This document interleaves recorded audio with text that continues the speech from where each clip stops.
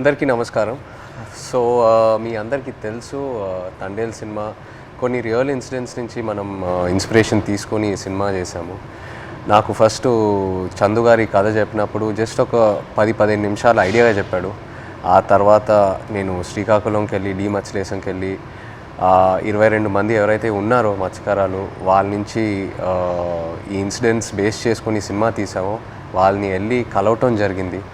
So కొంతమంది వాళ్ళు మనతో ఉన్నారు ఇక్కడ, మొన్న ఈవెంట్కి వచ్చారు హైదరాబాద్కి, and I'm happy to have them here. So వాళ్ళతో మాట్లాడి ఇంకా కొన్ని విషయాలు తెలుసుకుందాం. Hello, hi. సో అప్పుడు నాకు మీరు చెప్పింది ఏంటంటే మామూలుగా మీరు శ్రీకాకుళం నుంచి గుజరాత్ వరకు వెళ్ళి గుజరాత్లో అక్కడ బోట్లు తీసుకొని ఒక 9 నెలలు అలా సముద్రంలో అక్కడే ఏట పూర్తి చేసి మళ్ళీ తిరిగి మత్స్యలేశంకి వస్తారని. ఎందుకు గుజరాత్ వరకు ఎందుకు వెళ్తారు? అంటే మామూలుగా గుజరాత్ వరకు ఎందుకు వెళ్తున్నాం అంటే కారణం ఏంటంటే ఇక్కడ మనకి జిట్టీలు అందుబాటులో లేవు. ఓకే. అంటే ఇక్కడ ఏటకి వెళ్తుంటే అలలు పెద్ద కెరటాలు ఇరిగేస్తుంటాయి. దాని బోట్ల కింద ఉండిపోయి ప్రాణాలు కోల్పోతున్నాం. అయితే గుజరాత్లో ప్రతి 20 కిలోమీటర్లకి జట్టీలు ఉంటాయి అక్కడ. ఓకే. అందుకనే ఉపాధి ఉంటుందని వెళ్ళిపోతున్నాం అక్కడ. ఓకే. జీవనోపాధి కష్టపడ్డానికి వెళ్ళిపోతున్నాం. సో మీరు ఒకసారి అక్కడికి వెళ్ళాక ఒక నెల రోజులు సముద్రంలోనే ఉంటారా? ఒకసారి బోట్ తీసుకున్న తర్వాత నెల రోజులు సముద్రంలోనే ఉంటారు? నెల రోజులు ఉంటాం. లేకపోతే మీకు కంప్లీట్గా బోట్ డెక్ ఫుల్ అయిన తర్వాత తిరిగి వస్తారా? అది సముద్రంలో ఏటకి వెళ్తాం. చేపలు ఎక్కి పట్టిందంటే 20 రోజులకు వచ్చేస్తుంటాం. అంటే ఐస్ అంటారు కదా, ఐస్ అయిపోయిందంటే వచ్చేస్తాం. ఓకే. చేపలు ఎక్కి దొరికితే ముందు వచ్చేస్తాం. దొరకలేదంటే అక్కడక్కడ పట్టుకుంటూ నెంబర్లు కొట్టుకుంటూ ఎత్తుకుంటూ పట్టుకుంటాం. కొద్దిగా లేట్ అవుతుంది. చేపలు దొరికామంటే హ్యాంగ్ వచ్చేస్తుంది జట్టి. ఓకే. అండ్ మీరు అక్కడ సముద్రంలో ఉన్నప్పుడు సెల్ ఫోన్ కనెక్షను, ఇంటితో మాట్లాడాలనుకున్నా, పిల్లలతో మాట్లాడాలనుకున్నా అలాంటి అవ్వదు. ఏ కనెక్షన్ ఉండదు? అవ్వదు. దగ్గరలో అవ్వద్దు. అంటే గుజరాత్ వేరే వాళ్ళు ఉంది కదా పోలవరం దగ్గర, దాని నెంబర్ కొడతాం. ఒక 200 కిలోమీటర్లు ఉందనుకో, ఆ స్టీరింగ్ పట్టుకుంటూ వస్తాం. దగ్గరలో ఒక 20-30 కిలోమీటర్లు టవర్ వస్తుంది మాకు. అప్పుడు పైన స్లాబ్ మీదకి వెళ్ళడం, చూడడం, టవర్ రావడం, మాట్లాడడం. ఒక్కొక్కసారి కట్ అయిపోద్ది, 2 ముక్కలు మాట్లాడడం, మళ్ళీ చేయడం, అలా ప్రయత్నిస్తుంటాం. అలాగా. ఓకే. బాగున్నారా? చాలా బాధ. పిల్లలు బాగుంటారా, ఎలా ఉన్నారు, అందరూ బాగుంటారా, అమ్మ నాన్న అట్లా ఉన్నప్పుడు అంటే ఎక్కడో చిన్న ఫీలింగ్ తట్టి ఉంటారు. తుఫాన్ అంటారు సడన్గా. గుజరాత్కి ఇలాగా టీవీలో చూస్తాం కదా, గుజరాత్కి తుఫాన్ ఉందని వస్తారు. తుఫాన్ ఎలాగుంటారు, ఎక్కడ ఏడ్ చేస్తారు అనేసి అనుకునేలోపు వీరు అక్కడ ఏది అందుబాటులో ఏ జట్టు ఉంటుంది, గోవా అవని మంగళూరు అవని ఏదో అవని, అక్కడికి వెళ్ళడము. అక్కడ బోట్ యాంకర్ అంటారు కదా, అదేసి అక్కడ ఉంటారనమాట జట్టి. అప్పుడు మాకు కాల్ చేస్తారు. అప్పుడు మాకు ధైర్యంగా ఉంటుంది, ఆ జట్టికి వస్తారు తుఫాను దొరకకంట అనేసి మాకు ధైర్యం ఉంటుంది అనమాట. మీరు రోజుకి చూస్తూనే ఉంటారు. ఎప్పుడు వస్తారు తుఫాన్ కదా, గుజరాత్లో ఎలా ఉంటారు, ఎప్పుడు జట్టికి వస్తారని చూస్తే వీళ్ళు ఫోన్ రావాలి, అమ్మాయ్యా వస్తారు అనే ఫీలింగ్ అనేది ఉంటుంది. సో మీరు ఫోన్ పక్కనే పెట్టుకుంటారా? ఫోన్ అయితే పక్కనే ఉంటుంది. తుఫాన్లు అయినప్పుడు అయితే కరెక్ట్గా వచ్చినప్పుడు ఫోన్ అయితే ఇంట్లోనే ఉంటుంది. ఎప్పుడు ఫోన్ చేస్తారో తెలియదు కదా. అదే ఏట్లో ఉన్నప్పుడు నార్మల్ టైం, తుఫాన్ లేని టైంలో ఏట్లో ఉంటారు కదా, 30 డేస్ అయ్యగల ఇంక కాల్ వస్తుంది, పక్కన పెట్టుకోండి. కాల్ 30 డేస్కొని 1 డే అవతలైనా ఇంకా టెన్షన్ అనమాట. ఎందుకు రాలేదు, ఏమైంది అని. సో టెన్షన్ అనేది వచ్చేస్తుంది అనమాట. ఒక్కొక్కసారి అయితే ఎమోషనల్ అయిపోతాం.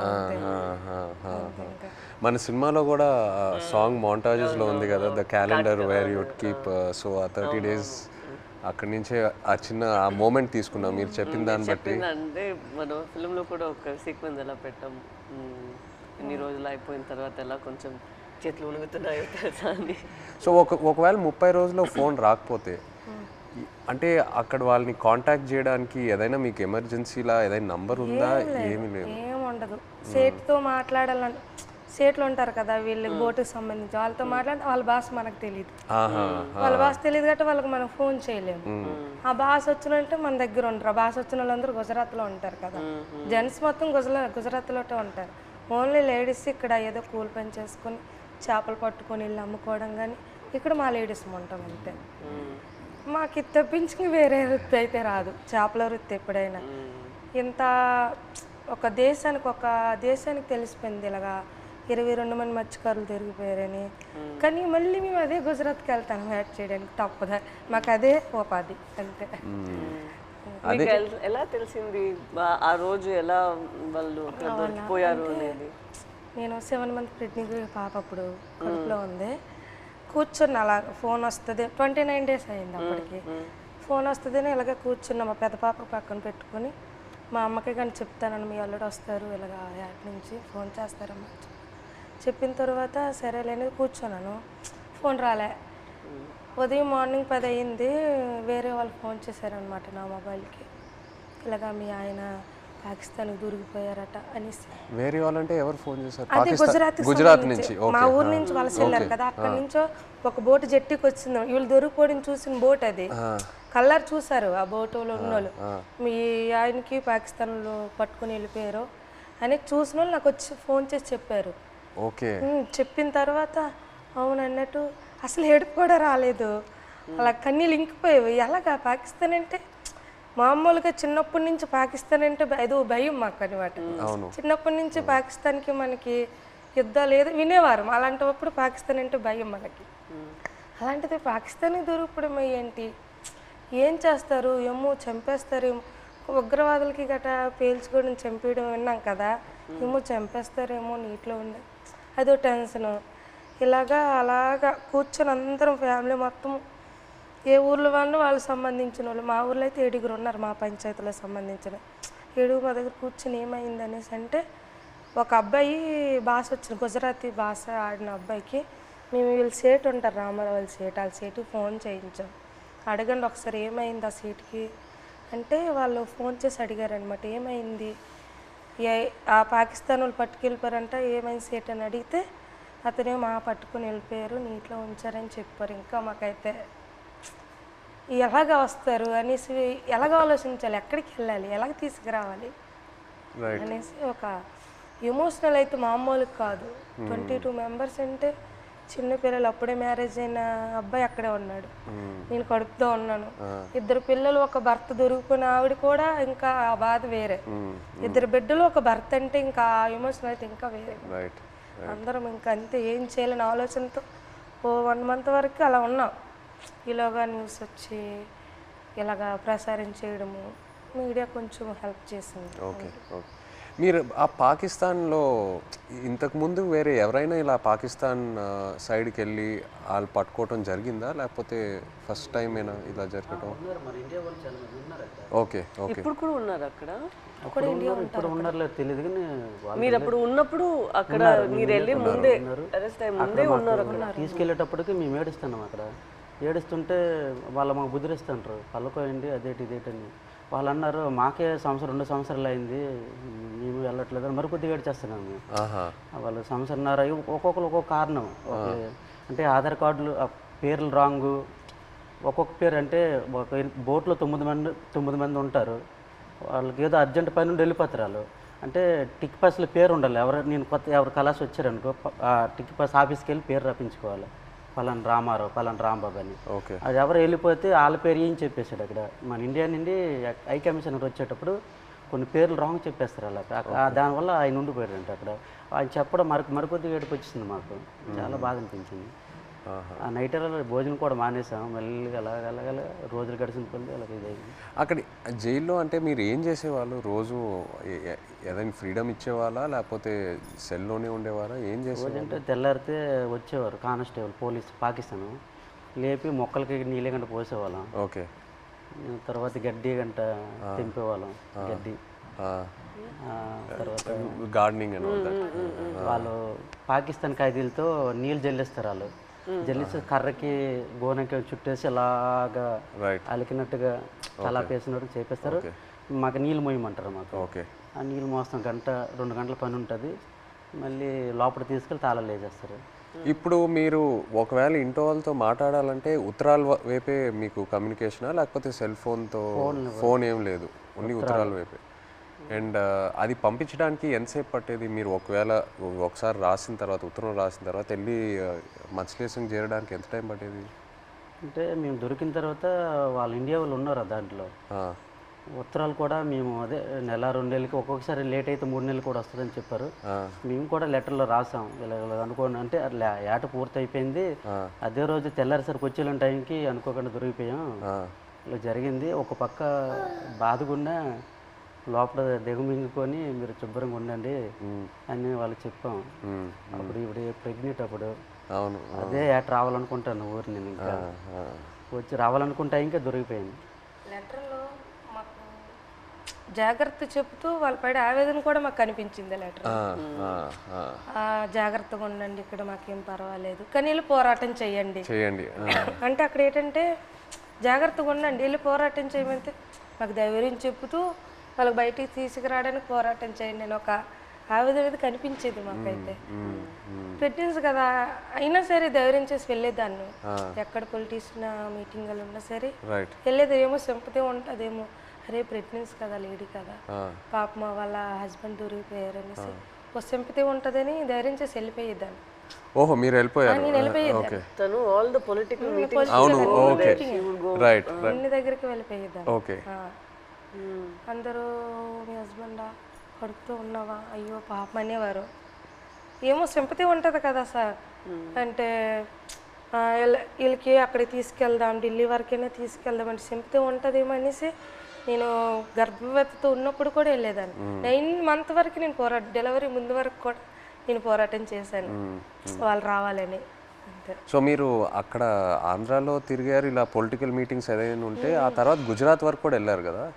ఢిల్లీ వరకు వెళ్ళారు. గుజరాత్కి వెళ్ళా స్టేట్ దగ్గర ఢిల్లీ వరకు వెళ్ళారు. స్టేట్లకి ఫోన్ల వరకే, గుజరాత్ వెళ్ళలేదు. డెలివరీ అయిపోయిన తర్వాత 20 days పాపకి 20 days పాపకి ఇంటి దగ్గర వదిలేసి దాన్ని ఢిల్లీ వెళ్ళాం. ఢిల్లీ వెళ్ళిన తర్వాత అంటే అందరూ అనేవారు, ఇతను కూడా లెటర్లో రాశారు ఢిల్లీ వెళ్ళండి, ఢిల్లీ వెళ్తే మనకి వచ్చే అవకాశాలు ఉన్నాయని ఇతను లెటర్లో రాసేవారు అనమాట రామారావు గారు. సరేలే ఢిల్లీ కొంచెం అది పేద పరిస్థితి కదా సార్, ఢిల్లీ అంటే మాకు తెలియదు, భాష తెలియదు, ఎలాగెళ్ళాలో తెలియదు. అలాగ ఉన్నప్పుడు కొంతమంది అదే పొలిటీషియన్ వచ్చి ఇలాగ రండి అక్కడ మీకు పని జరుగుతుంది ఏం అవ్వదు గైడ్ చేయడానికి ఒక అతను వచ్చి వెళ్ళండి అంటే సరేలే ఇంత పోరాటం చేసి ఇదే చేయలేమా అనేసి ధైర్యం చేసి వెళ్ళాం ఢిల్లీ. ఢిల్లీ వెళ్ళిన తర్వాత అక్కడే ఢిల్లీ వెళ్ళిన తర్వాతే వీళ్ళు బయటకు వచ్చారు. అంతవరకు ఆ 14 నెలలు అక్కడే ఉన్నారు. అతను అంబాసిడర్తో మాట్లాడడం కానీ ఉన్నారనడం కానీ. మెయిన్ మాకు బాధ కలిగించింది ఏంటంటే పుల్వామా దాడి. ఆ దాడి ఇలాగ మార్నింగ్ ఇలాగ టీవీ వేసాను, ఇలాగ మన ఇండియన్కి ఆర్మీకి ఇలాగ ఉగ్రవాదులు చంపేశారు, ఆత్మహత్య దాడి అయిందని తర్వాత అవునా ఎందుకు అనేసి వీళ్ళకి ఏం చేస్తారని ఇదో బాధ. మళ్ళీ అక్కడ మరి ఇండియన్స్ ఉన్నారు కదా సార్, ఏం చేస్తారని బాధలు ఉన్నప్పటికీ లెటర్స్ అయిపోయి 3 months. వచ్చిన లెటర్స్ బాగానే వచ్చి పుల్వామా దాడికి ముందు లెటర్స్ కంటిన్యూ అయ్యాయి. మేము పంపించింది అతనికి వెళ్ళేది, అతను పంపించింది మాకు వచ్చేది. కానీ పుల్వామా దాడి తర్వాత స్టాప్ అయిపోయింది. 3 months వరకు ఒక్క లెటర్ రాలే. ఇంకా మాకు ఇంకా టెన్షన్ ఇంకా ఎక్కువైపోయింది, అదో బాధ అనేసి ఇలాగా మరి ఇంకా లేదు ఉండొద్దు ఎక్కడ ఢిల్లీ వెళ్ళిపోతాం అనుకుని అందరం 22 ఉమెన్స్ అందరూ ఇంకా లేదు పదండి అనేసి 22 మంది వెళ్ళిపోదాం లేదు ఇంత మా ఓన్ డబ్బులు అనుకుని పదండి అనేసి ముందడుగేస్తాం అంతే. ముందడుగేసుకుని వెళ్ళిపోయాం అంతే. వచ్చిందో రాందో వెళ్ళాం. అక్కడికి వెళ్ళిన తర్వాత జయశంకర్ అని విదేశాంగ మంత్రికి కల్పించారు. ఇంగ్లీష్ రాదు కదా, ఏదో మా తెలిసిన భాషలు అంటే అతను మా కన్నీళ్ళు చూసి అతనికి అర్థమైపోయింది అనమాట. ఓ ఇంత బాధపడుతున్నారని ఏడుస్తాను. మా ఆవేదన చెప్తూ మా కళ్ళని నీరు వచ్చేస్తుంది. అది చూసి పాపం అతను తట్టుకోలేకపోయారు. వెంటనే ఫోన్ పాకిస్తాన్ చేశారు. మన ఇండియా అంబాసిడర్ చేసిన తర్వాత పర్లేదు ఉన్నారు ఇలాగ వస్తారు అని చెప్పారు. జనవరి కల్లా వచ్చేస్తారు అన్నారు. మా దగ్గర చెప్పారు జనవరి కల్లా వచ్చేస్తారు, రాకపోతే మీకే పాకిస్తాన్ నేను తీసుకెళ్తాను, నేను భరోసా ఇస్తానని మాట ఇచ్చిన తర్వాత అప్పుడు ఇంకా హ్యాపీ అంతే. అతను అన్నట్టు జనవరి కల్లా మాకు ఫస్ట్ కల్లా అక్కడి నుంచి లిస్ట్ వస్తుంది అనమాట. గనగల రామారావుకి వాళ్ళ భాష వేరే కదా సార్, గనగల రామారావు గుణగల్ల రామారావు, కేసమర్రికి కసమర్రయ్య అన్నట్టు పేరు ఓహో మీ పేరు కరెక్ట్గా వేయలేదా? సార్ ఆ లిస్ట్ కూడా రాంగ్ వచ్చింది అనమాట. గనగల రామారావుకి గంగల్ రామారావు. సో మీరు కన్ఫ్యూజ్ అయిపోయారా ఎవరు అక్కడ ఎవరు ఉన్నారు ఏంటి? సరేలే అది ఉర్దూ బస్ కదా, ఏమో ఇలాగ తెలియపు ఇలాగ రాశారేమో అని మాకు మేము ఆలోచించుకొని వచ్చేస్తారు అన్నట్టు. మీకు ఆ టైంలో ఎలా అనిపించింది? సడన్ గా భయం వేసింది. పేరు డిఫరెంట్గా ఉన్నప్పుడు 22 మందిలో 21 మంది వెళ్ళిపోయి నన్ను వదిలేస్తారేటని ఒక ఇది, వీళ్ళు కావాలని వాళ్ళకి రాస్తారేటో చెప్పలేం. పాకిస్తాన్ ఓన్లీ మీ పేరే తప్పేశారా? అందరివి ఉన్నాం, ఓకే అందరివి. అందరివి ఏదో ఒక మాది కొంతమంది అక్కడక్కడ పేరు గనగల రామారావుకి గంగల్ రామారావు వచ్చింది.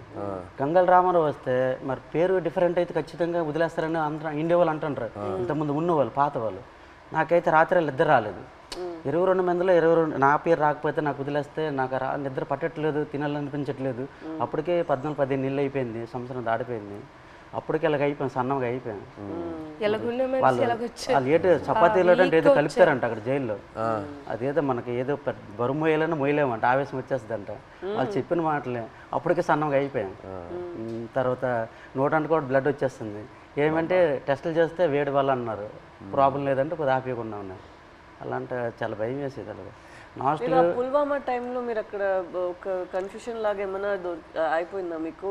అయిపోయింది మరి. ఏదో వేరే సెల్లో పెట్టేవారంట అక్కడ, ఏదైనా బయట ప్రమాదం ఏదైనా జరిగితే. అంటే బీహార్ జైల్లో ఒక పాకిస్తాన్ ఖైదీకి ఇండియా వాడు చంపేశారని తెలిసింది మాకు. అక్కడ జైల్లో టీవీ ఉంది మాకు చూస్తుండగా. చంపేస్తే మాకు తెలీదు, మాకు 4 రూమ్లో అందరికి ఒక్క రూమ్లో బంధించేస్తుంటారు. బ్యాగులకి నైన్గా పట్టుకొని ఒక రూమ్లో తీసుకెళ్ళి ఇంకోటి బాంబు వేసేస్తారు, మనం చంపేస్తారని అంటే ఇంకొకడు. చాలా భయం వేసేస్తుంది.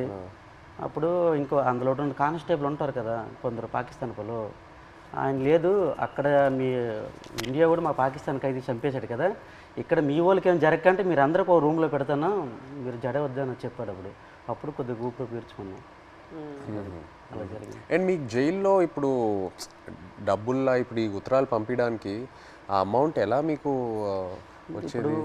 పెన్నుల మీద పేర్లు చేస్తాను నేను, ఒక్కొక్కరు ఒక్కొక్క పని నేర్చుకున్నాం. నాకైతే 2 వారాలు పట్టింది టైం. ఓకే. ఇప్పుడు నాకు చైతన్య పెన్ను ఉంటుంది, పైన దారంతో నాకు చైతన్య పేరు వచ్చేస్తుంది. కింద సాయిపల్లి అంటే ఒక పెన్ను మీద 2 పేర్లు రాస్తే 2 పేర్లకు 200 ఇస్తారు. ఒక పేరు అయితే 100 రూపాయలు ఇస్తారు. అలాగే రోజుకి 5-6 పెన్నులు అలా చేసేవాడిని. ఆ పెన్నులు వాళ్ళకి ఇస్తే ఖైదీ లేట్ చేస్తారు, వాళ్ళకి బెయిల్ మీద వెళ్తారు కదా కోర్టుకి, వాళ్ళ ఫ్యామిలీకి ఇస్తారు కదా. ఆ డబ్బులతోటి మేము ఏంటంటే అప్పుడప్పుడు ఏదో గుడ్లు తెచ్చుకుంటాం కానీ మాంసం కానీ తినడం కానీ.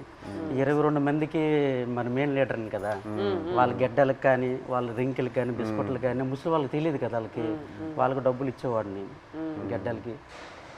సో ఒక్కో ఉత్తరం పంపించడానికి ఎంత అయ్యేది మీకు? అంటే ఒక 200-300-500 అంటే మా డబ్బులు ఉండవని తెలిసి ఏవో ఖర్చులు మట్టుకు పనులు చేస్తుంటాం. వాళ్ళకి ఇచ్చి అలాగే. నేను ఎన్ని పేజీలు రాయొచ్చు ఒకసారి? ఎన్ని పేజీలు పంపించచ్చు ఉత్తరం? అంటే వైట్ పేపర్ మీద రాసి లోపల కవర్లో పెడతాం మేము. మినిమం రెండు పేపర్లు 22 మంది 2 పేపర్లో రాసి పంపించాలి. అంటే ఒక్కో ఇద్దరేసిది ఒక్కో ఉత్తరం ఉంటుంది. 22 మంది ఎవరిదా ఇద్దరు జాయింట్ పడేవాళ్ళం. ఓకే. ఇంకా డబ్బులు లేనప్పుడు సర్దుకుంటేవాళ్ళం. అలాగే ఇటు పెట్టి అలాగే అడ్జస్ట్మెంట్ అయ్యేవాళ్ళం. మీరు ఒక్కొక్కరికి ఈ ట్రిప్ అయితే నువ్వు లెటర్ పంపిస్తే నెక్స్ట్ ట్రిప్ నేను పంపుతాను. మళ్ళీ మాకు కాంప్రమైజ్ అయ్యి అడ్జస్ట్ చేసుకునేవాళ్ళం. ఓకే. అండ్ మీ పాప ఫోటో ఫస్ట్ టైం ఎలా చూసారు అక్కడ? అంటే పేపర్లో కటింగ్ చేసి ఉత్తరాలు పెట్టేసి పంపించారు ఆవిడ. అంటే అక్కడ ఏమేం జరుగుతుందన్నా ఊర్లో? ఓకే. పెట్టారు, పెట్టేసి పంపించేదాన్ని. అది చూసి అందులో చూసారు వాళ్ళ పాప. మీరు కావాలని అలా ఫోటో పెట్టారా? అంటే ఫోటో కావాలని కాదు, చూడు ఇలాగ ధర్నా చేస్తున్నాం, మీరు భయపడకండి, ధైర్యంగా ఉండండి, మీకు తీసుకొచ్చే బాధ్యత మాదనేసి ఒక ధైర్యం చెబుతూ ఒక లెటర్ రాసేవారు. ఇక్కడ మేము భయపడే వాళ్ళకి భయపెట్టిస్తే వాళ్ళు ఇంకా భయపెట్టేస్తారు కదా అనేసి ఒక పోరాటం చేస్తాను, మీరు జడకండి ధర్నాలు చేస్తాను అనుకుని పాప ఫోటో కట్ చేసి పెట్టేసి పంపించారు. జైల్లో అయితే చాలా బాధ. అంటే ఆ పాకిస్తాన్ ఖైదీలకి పడుకుని పెట్టి చెట్ట పైకి ఎత్తేసి పట్టుకొని పెద్ద బెల్ట్ ఉంటుంది, ఇలాగ బాధేసేవారు. అమ్మో సచ్చాను బావ సచ్చాను అంటే మేమేంటి మనకి అలాగ కొట్టేస్తారని మేము జడిసిపోయాం. ఈ చెట్ట పైకి ఎత్తేసేవారు, చేయలాగా సాపేసేవారు. కింద పడుకుని పెద్ద బెల్ట్ ఉంటుంది కర్ర పట్టుకొని ఇలా తిడ్డ ఉంటుంది అలా ఉంటుంది. ఆ బెల్ట్లో అలా కొడుతూ అమ్మో సచ్చాను 10 దెబ్బలు అంటే అలాంటివి. మనకి ఇండియా వాళ్ళు కూడా అలాగే కొడతాను జడిసిపోయాం. ఫస్ట్లో మేము వెళ్ళేటప్పటికి మొక్కలకి నీళ్ళు పోస్తుంటాం కదా, ఆ పక్కన వాళ్ళకి అది ఏం చేసాడో మనకు తెలీదు. అలా కొడుతుంటే అలాగే మనకి కూడా కొట్టేస్తారని భయం వేస్తుంది ఫస్ట్లో. వాళ్ళు అన్నారు మీకు ఇలాగ కొట్టరు, మీరు ఇంకా ఒకసారి 2 సార్లు తప్పులు చేస్తే మీకు కొడతారు. తప్పులు అంటే జైల్లో కానీ మా 22 మందిలో కానీ, ఇంకా గుజరాత్లో ఉన్నారు ఇండియా వాళ్ళు కదా, ఏ బాత్రూమ్ దగ్గర బట్టలు ఉతుక్కున్నప్పుడు కానీ మనలో మనం కొట్టుకుంటే ఒకసారి కుదిరేసి రెండోసారికి గడికి ఒక మనిషి 3 తప్పులు చేస్తే మీకు కూడా అలాగే పడుతుంది. అంటే అప్పటి నుంచి గొడవలు కూడా అదే బాత్రూమ్ దగ్గర అలాగే అడ్జస్ట్మెంట్ అయిపోవాలి మేము. అలాగే అలా కొట్టేస్తారు రిటర్న్. మీరు ఒక్కొక్కరికి ఎలా సమాధానం చెప్తారు అక్కడ ఎన్ని రోజులు ఉన్నప్పుడు? ఎలా మీరు సమాధానం ఏంటి, తిట్టేవారు కూడా 22 మంది ఉన్నాం, నీ వల్లేని ఇలా ఇలా జరిగింది, మా డ్రైవర్లు కూడా నీ వెంట వచ్చారు. అంటే ఇంతకుముందు ఇతనికి యాట్లో గనగల రామారావు పాకిస్తాన్ వైపు ఎక్కి యాడ్ చేసేవారు, బోర్డర్ దగ్గరలో ఇతని వల్ల దొరికిపోయారు అనేసి ఒక బ్యాడ్ నేమ్ మీద వచ్చింది ఇతనికి. ఇతను అది దృష్టిలో పెట్టుకుని భోజనం సరిగ్గా చేసేవారు కదా అక్కడ. పెళ్ళి అవన్న కుర్రోలు కూడా ఉన్నారు కదా, నాకు పెళ్ళి అవ్వకుండా కూడా మీరు చేస్తారు, మీ నిండా మీకు దొరికిపోయాం అని అనేవారు. ఒక బాధలో ఉండేది. తప్పదు మరి, జరిగిపోయింది చాలా బాధ. బట్ ఇప్పుడు వాళ్ళందరూ బయట వచ్చేసారు, పిల్లలు కూడా చేసుకుంటారు. భయంలో ఉన్నప్పుడు అలాగే సడన్ గా మనం మాట్లాడతామా అనుకునేది అని మాట్లాడేస్తాం. మీరు గుజరాత్ సేట్ దగ్గరికి వెళ్ళి ఆయనతో మాట్లాడటం ఆ ఐడియా రాలేదా? అంటే సేట్ దగ్గరికి వెళ్తే ఆ డబ్బు ఆ విషయం భాష రాదు కదా, సో దానివల్ల మీరు కొంచెం ప్రెగ్నెన్సీ డెలివరీ టైం కదా సార్, అతను లేరు, మనకి కొంచెం ఇబ్బంది ఉందనేసి నేను అతను సేటికి ఫోన్ చేశాను సార్. అక్కడికి చేసిన తర్వాత ఇలాగ అంటే భాష వచ్చిన వాళ్ళతో మాట్లాడించాను, ఇలాగ చెప్పండి డెలివరీ టైం ఉంది కదా, అతనికి ఏమైనా అమౌంట్ నేను వెయ్యను అంటే కొంచెం కోపంగా మాట్లాడేవారు వాళ్ళు. నేను వెయ్యను, పట్టించుకోలేదు వాళ్ళు సేట్లో. మాకు కూడా 2 బోట్లు దొరికిపోయాయి కదా, నేను ఎందుకు మీకు వేయాలన్నట్టు మాట్లాడేవారు. ఇప్పుడు మీరు ఇలా ఒక పరిస్థితి రాలేదంటే కూడా మీకు చాలా కష్టాలు వస్తూనే ఉంటాయి కదా, మీకు రోజుకి ఇలా మీరు చెప్పినట్టు ఎలా తుఫాన్ వస్తుంది దాన్ని మీరు చూస్తూనే ఉండాలి కదా. తుఫాన్ వచ్చింది, అక్కడ చేస్తుండగా తుఫాన్ వచ్చింది. తర్వాత యాంటీ అని వైర్లెస్ మాకు పిడికి పడ్డా తిరిగిపోయింది, చాలా ఇబ్బంది పడ్డాం. తర్వాత బోటు మొత్తం నీరు అయిపోయింది, చాలా ఎదుర్కొన్నాం అన్నీ. ఒక్కొక్కసారి బోట్లు మునిగిపోతున్న టైంలో పక్కన బోట్ వచ్చి మనుషులకు కాపాడేవారు, బోట్ మాత్రం మునిగిపోయేది. కానీ అక్కడ పక్కన బోట్ లేకపోతే ప్రాణాలు కూడా కోల్పోతారు. అలాంటి పరిస్థితి ఇదని వాళ్ళు చెప్పినప్పుడు మీరు మీ ఆయన దగ్గర అడగలేదా, మీరు ఎందుకు ఈ పని చేస్తున్నారు, మాతోనే ఉండండి, ఇక్కడే ఏమైనా పని చేయండి, మీరు అట్లా ఏం అడగలేదా? లేదు మేడం, అలాంటి ఉపాధి అక్కడ లేదు, మా సైడ్ లేదు. అక్కడికి వెళ్తేనే మాకు మేము అంటే ఇక్కడ రూపాయి వేస్తే అక్కడ 2 రూపాయలు లేదు. ఇక్కడ నెలనోలే లైక్ ల్యాండ్ ఇట్ సెల్ఫ్ వేరే ఏమైనా ఒక పని మనం చేసుకోవాలి కదా, ఇంత రిస్కీగా ఎందుకు? చాలా మంది డిగ్రీ ఇవన్నీ చదువుకుని ఉన్నారు చాలా మంది, చేసిన వాళ్ళు కానీ జాబులు రావట్లేదు. మంచిగా ఎస్టీ జాబితాలో ఏదో చేరిస్తే మాకు జాబులు వస్తామని అంటారు, కానీ చదువుకున్న జాబులు రావట్లేదు. అందుకే ఎక్కువ వలసలు వెళ్ళిపోతారు. చాలామంది చదువుకున్న వాళ్ళు కూడా వెళ్ళిపోతుంటారు. వీళ్ళ అబ్బాయి కూడా చదువుకుంటారు. చాలామంది డిగ్రీలు ఇంటర్లు చదువుకున్న జాబులు రాక వెళ్ళిపోతుంటారు. మా మధ్యకి ఎస్టీ జాబితాలు చేరిస్తేనే ఆ జాబులు వస్తావంటే దానికోసం ప్రయత్నిస్తాను, కానీ ఇక ఎవరు సరిగ్గా పట్టించుకోవట్లేదు. ఎందుకు మాకు జాబులు రావట్లేదు అర్థం కావట్లేదు. సో మీరు శ్రీకాకుళం నుంచి లెటర్స్ పంపిద్దాం అనుకున్నారు కదా పాకిస్తాన్కి, అప్పుడు జైల్లో ఉన్నప్పుడు. అప్పుడు ఇక్కడి నుంచి లెటర్లు పంపించడానికి ఏదైనా ఇబ్బంది ఉండిందా? ఇబ్బంది ఉంది. ఇక్కడ నుంచి లెటర్స్ అంటే వాళ్ళు అడ్రస్ రాశారనమాట, ఇలా పంపించండి, టు అడ్రస్ ఫ్రమ్ అడ్రస్ అన్నట్టు ఉంటుంది, ఇలా పంపించండి అని రాశారు. అలాగే మేము పోస్ట్ ఆఫీస్కి వెళ్ళి ఇలాగ రాస్తే పాకిస్తాన్ రాస్తే వాళ్ళు చదివారు, పాకిస్తాన్ ఏంటి, పాకిస్తాన్కి మీకేం సంబంధం, మీరు పాకిస్తాన్కి లెటర్ వేయడం ఏంటి, ఇలాగ అడిగేవారు అనమాట. చాలా ఇబ్బంది పెట్టేశారు. 2-3 డేస్ వాళ్ళకి ఇలాగే ఇబ్బంది పెట్టేస్తే మేము ఈ స్టోరీ మొత్తం చెప్పిన తర్వాత వాళ్ళు అప్పుడు ఒప్పుకున్నారు. తర్వాత మేము ఏదో పాకిస్తాన్ నుంచి వచ్చినట్టు, వీళ్ళు పాకిస్తాన్ వాళ్ళు, మీరు వేయడం ఏంటి పాకిస్తాన్ అనేసి వాళ్ళ క్వశ్చన్లు అడిగేవారు. చాలా ఇబ్బంది పెట్టేశారు. తర్వాత ఈ స్టోరీ మొత్తం చెప్పిన తర్వాత అప్పుడు నమ్మారు. అంతే. మీ ఫ్యామిలీ ఎవరు చెప్పలేదా మీకు ఇలా చేపలు పట్టుకున్న వాళ్ళని పెళ్లి చేసుకోకూడదు, ఇలాగే ఉంటుంది మీకు, ఇదన్నీ ఎందుకు, లేదంటే ఎందుకు లవ్లో పడుతున్నారు మీరు ఇలా రిస్కీ లైఫ్లో ఉన్న వాళ్ళతో, అలా ఏమి ఎవరు చెప్పలేదా? ఏదండి అదే మీరు ఎవరు చెప్పలేదా? అమ్మ నాన్న వాళ్ళు ఎవరు లేదు, ఇక్కడ ఉన్న వాళ్ళే చెప్పినా అవి లవ్లో ఉంటాం కదా, అవి కనిపించదు అనమాట. అంతే, లవ్లో ఉంటే అతనే కావాలన్నట్టు ఉంటది అంతే. ఎంత రిస్క్ అయినా పర్లేదు ఇలాగే ఉండిపోతుంది. అతనే కావాలి. మన తండేల్లో సత్య అండ్ రాజు లాగే ఒక రకంగా. సార్ ఇప్పుడు మేము పాకిస్తాన్ దొరికి భారతదేశం మొత్తం తెలుసు కదా, ఈ కథ తీయాలని మీకు ఎలాగనిపించింది? మా ఇంటికి రావడం, తినడం, చేయడం చాలా హ్యాపీ అనిపించింది. మీకు ఎలాగ ఆలోచన వచ్చింది తీయాలని? ఎంతమంది తెలుసు కదా, చాలామంది ఉన్నారు, ఎవరికి రాని ఆలోచన మీకు ఎలాగొచ్చింది?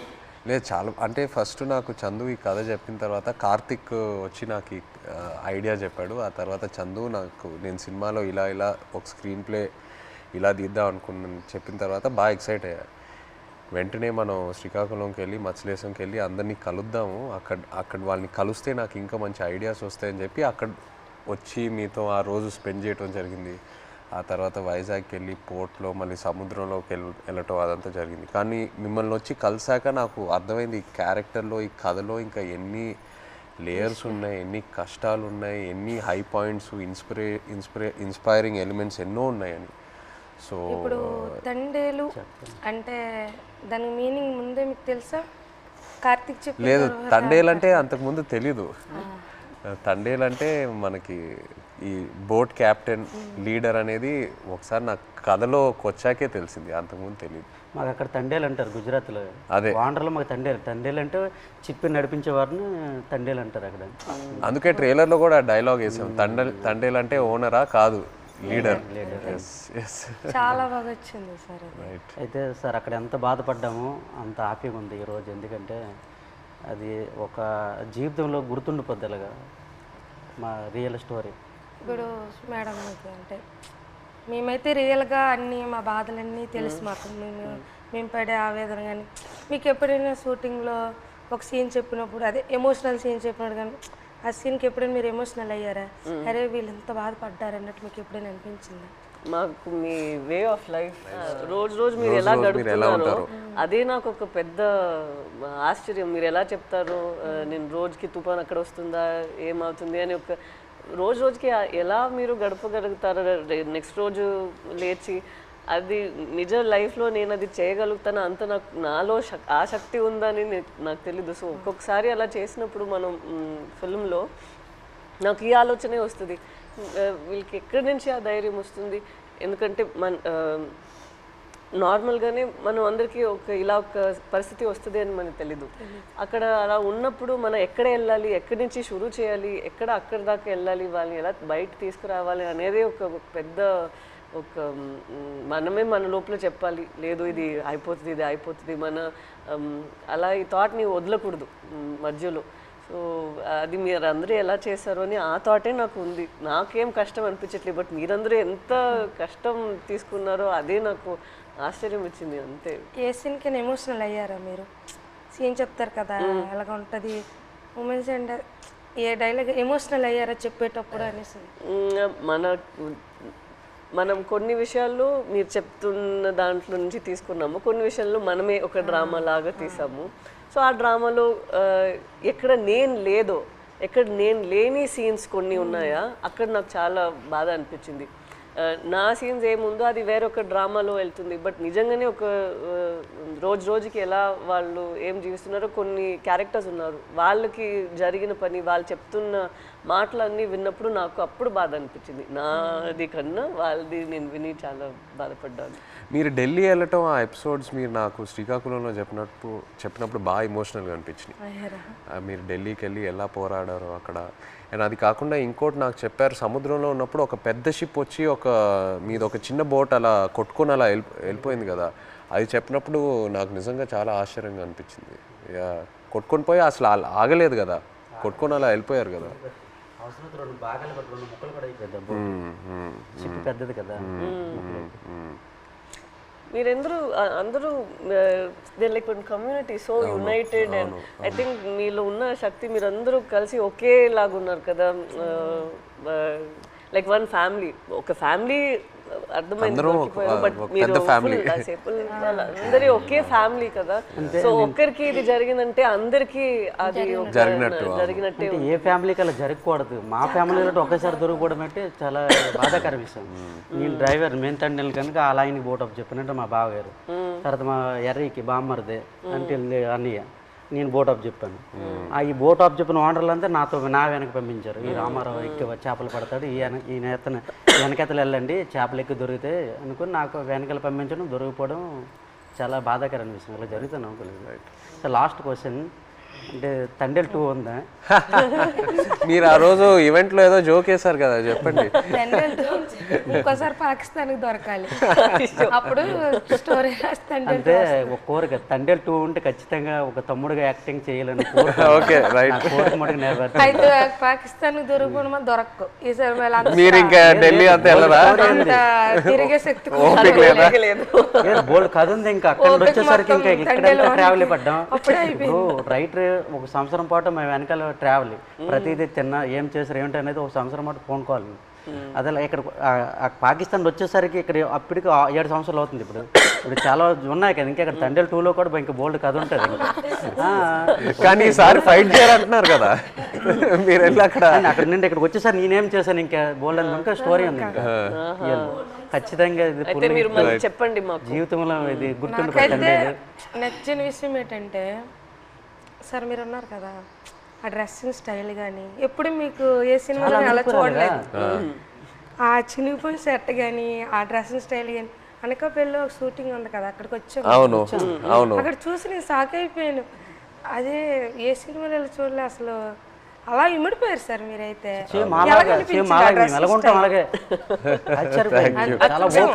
అదే నేను చెప్తున్నా కదా, మిమ్మల్ని వచ్చి అప్పుడు కలిసి మీతో టైం స్పెండ్ చేశాకే నాకు ఆ క్లారిటీ వచ్చింది. ఓకే మనం ఇలా క్యారెక్టర్ని ఇలా డిజైన్ చేయాలి.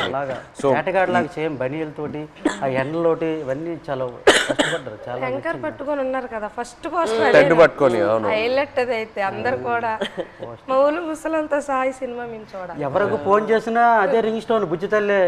ఎవరికి ఫోన్ చేసినా రింగ్ స్టోన్ ప్రతి సెల్లకి హైలెస్ సాంగ్ ఉంది కదా, అది ఎలా హైలెస్ అది మా స్లాంగ్. అవును, ఎలా సింక్ అయింది అది అక్కడ అంటే మీ మలాలకి తెప్ప లాగేటప్పుడు వస్తారు కదా when they rowing, when they pulling the net. ఇప్పుడు అది రేరు. ఇంతకు ముందు జనరేషన్ లో ఎక్కువ వాళ్ళు వచ్చినప్పుడు దీనికి మీరు తెడ్డు అంటారు కదా, కత్తావ అంటాము. ఏమంటారు? కత్తావా.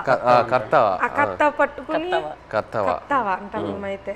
అండ్ పెద్దాలు వచ్చినప్పుడు ఇలాగ బోట్ వెళ్తుంది కదా, ఆ కత్తం ఆయనతోటే అలా లెవెల్ చేసుకొని వచ్చి ఐలెస్ అనుకుని వచ్చి వడ్డీకి వస్తారు. అంటే ఎలా సింక్ అయింది అది, అది మాకు ఆశ్చర్యం. ఈ విషయం మన చందు మొనెటి అండ్ దేవి గారికి వాళ్ళకి క్రెడిట్ ఇవ్వాలి. రైట్, శ్రీమణి గారికి. బుజ్జి తల్లిలో ఒక పాయింట్ ఉంది, అది అయితే నాకు కదిలించింది. ఏది? ఉప్పు నీటికి ముప్పును కూడా గట్టిగా దాటి గట్టి అంటే ఎంత అలలకైనా మీరు దాటుతారు, కానీ ఒక కన్నీటి చుక్క దాటలేకపోతాడు అంతే. అక్కడైతే చాలా ఎమోషనల్ స్ట్రాంగ్. ఆ పాయింట్ అయితే నాకు పిచ్చిగా నచ్చింది, చాలా బాగుంది. Thank you so much. Actually మీరందరికీ థ్యాంక్ యూ చెప్పాలి. మీరు మాకు పూర్వ జన్మలో అదృష్టం చేసుకున్నాం. అట్లా ఏం లేదు, అట్లా ఏం లేదు. జీవిత రియల్ జరిగింది. ఇంకో ఎన్నో విషయాలు చెప్పాలి, బట్ మనకి సినిమా పరంగా ఓన్లీ 2 గంటలే ఉంది.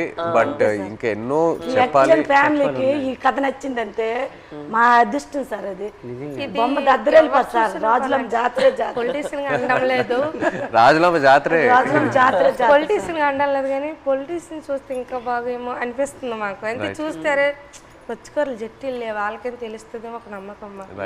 ఇంకా జట్టి స్పీడ్గా అవుతుందేమో.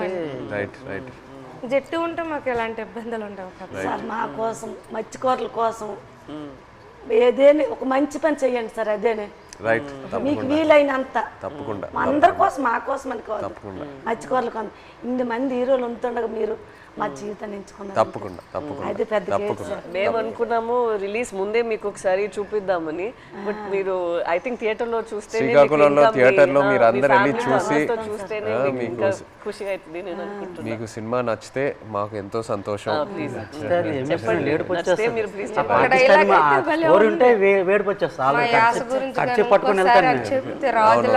అది మిమ్మల్ని మైండ్ లో పెట్టుకొని చేస్తాం. అవునా? జరిగింది. ఇప్పుడు మేము చేపలు సార్, మా యాస వేరే ఉంటుంది. వాళ్ళు అక్కడ ఉంటుందిరా అనడానికి అక్కడ ఉంటుందిరా అనేసి మా భాష వేరే ఉంటుంది. ఒక సిటీ వెళ్ళామనుకో మా భాష విని అరే చేపలు వాళ్ళరా అంటారు. కొంతమంది మీ చేపలు ఇలా అంటారు, కొంతమంది అంటే అంటారు అనడానికి మాకు అలాగ రాదు. వేరే మత్స్యకారుల స్లాంగ్ వేరే వేరే ఉంటాయి. మా స్లాంగ్ వేరేగా ఉంటుంది, పక్కన మత్స్యకారు స్లాంగ్ వేరేగా ఉంటుంది. అందులో మా స్లాంగ్ అయితే ఎవరు మాట్లాడలేరేమో, కానీ మేడం గారు అయితే సూపర్. నాకైతే చాలా మేము మాట్లాడినట్టు మాట్లాడారు అసలు. ఇది హైలైట్. నేను ఫుల్ టైం అదే ఆలోచిస్తాను. హైలైట్ మేడం గారు, మేము అలాగే మాట్లాడతాం. ఉంటుందిరా అలాంటి వెళ్దాం రా అన్నట్టే మేడం గారు. చాలా థ్యాంక్ యూ సో మచ్. ఇది నాకు పెద్ద compliment. Thank you very much. Success meet మాత్రం శ్రీకాకుళం అది నా ప్రామిస్. సినిమా రిలీజ్ తర్వాత సక్సెస్ మీట్ కి మేము శ్రీకాకుళమే వస్తున్నాము. మచ్చలేసాం అక్కడికి వచ్చి కలిసి శ్రీకాకుళంలో సక్సెస్ మీట్ పెట్టి వెళ్తున్నాం. ఆ టైం లోపల మీ 25 మందిని కాల్ చేసి వాళ్ళని కూడా సక్సెస్ మీట్ లో వాళ్ళని కూడా అప్పుడు వచ్చేస్తే కరెక్ట్ గా ఉంటుంది. శ్రీకాకుళం నుండి కేమచ్చలేసి వస్తానరా, రమ్మంటే వస్తాం, ప్లాన్ చేస్తాం. బట్ సక్సెస్ మీట్ అయితే శ్రీకాకుళంలో చేస్తున్నాము తప్పకుండా. Okay, thank you so much. మాతో మీరు కలిసి ఇంత షేర్ చేశారు. Again thank you so much.